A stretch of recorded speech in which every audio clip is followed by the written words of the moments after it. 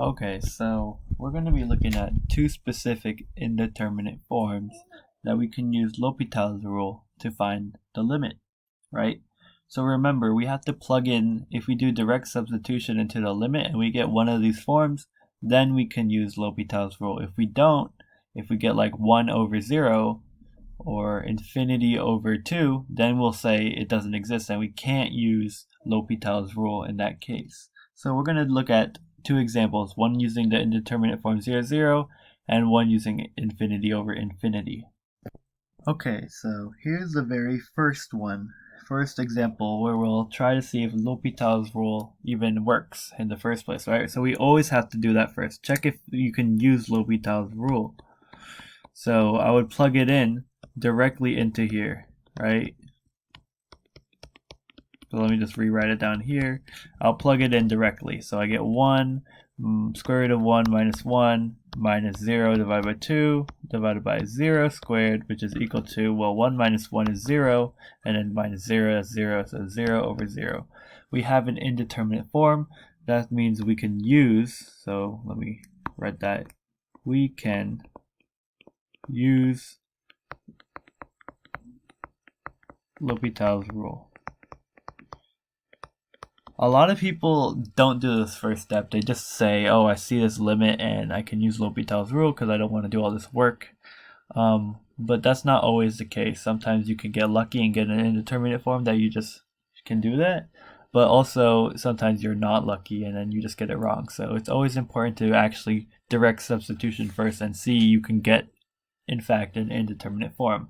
We can use L'Hopital's rule. So what it basically tells us is that if we want the limit going to 0 and we have a function on top and a function on the bottom, we can just simply take the derivative of it, the top and the bottom, and then plug it. So I'm going to plug in x equals 0 into it. So let's go ahead and do that. So I'm going to scroll down right here. So the limit, so f of x is equal to square root of 1 plus x minus 1 minus x over 2. That means the derivative of f with respect to x is, I'm going to do this pretty quickly, 1 plus x, this goes to 0, and then this is just minus 1/2, right? Now I want to look at the bottom, which is g of x, which is just simply x squared, and then that's an easy derivative. It's 2x, right? So now we want to see if we can do the thing again and see what we get, right? So it becomes, now it's the limit as x approaches 0 of the newly determined one, 2 square root 1 plus x minus 1/2 divided by 2x. And then you see that when we plug this in directly, what do we get? We get 1 over 2 square root 1, which is just 2 minus 1/2. Divided by 2 times 0, that's 0. We get another indeterminate form, right? That's a bit weird. But we can use L'Hopital's rule once again. Use L'Hopital's rule. You always have to say which rule. I guess it's really helpful to know which rule you're using. So it's basically the same thing as the limit. I'm going to just write it in this step now. Take the derivative of this, right, with respect to x. I'll just say the term goes away, and we're left with 2 on the bottom. That one was easy. Now we want to keep doing that again, right? So this is a constant. I would like to think of it as a constant. And I want to find the derivative. So let me write it like this. The derivative of 1 over 2, and then this is 1 plus x negative 1/2, right? I'm just going to rewrite it to make it look nicer, which is equal to the limit as x approaches 0 of 2 on the bottom, and then let's do this derivative. So we're left with 1/4. And then x plus, 1 plus x. And then we subtract 1, right? When we subtract 1, we get negative 3 over 2. And then let's try plugging in the limit right now. So we get negative 1/4. 1 plus 0, so that's 1 to the negative 3/2. And usually 1 to any power is just itself over 2. And this is actually now a number. It's negative 1/8. That means we can say it's 1/8.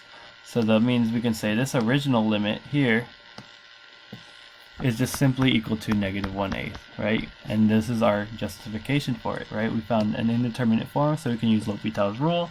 We do it again, we plug in the limit, we get another indeterminate form, and then we can use L'Hopital's rule once again. Alright, so now we have our second example. It's the limit as x goes to infinity of the natural log of x divided by 2 times the square root of x, right? And if you think about when you just do direct substitution, let's look at the ln graph. So the ln graph looks like, I'm just going to do a rough sketch, it looks something like this. And it goes, basically keeps increasing on the y. So it does go into infinity. And then let's look at the bottom function. The bottom function, usually we would just look at the square root function. It looks something like this, right? And still go into infinity too. So this is, in fact, an indeterminate form, right? So we have to write indeterminate.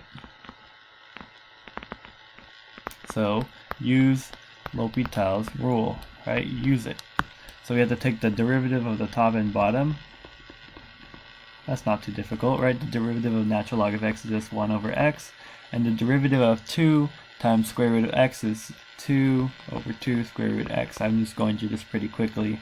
This is like this, so we're left with 1 over x times the square root of x, which is equal to, or I should say, the limit as x approaches infinity of 1 over x square root of x.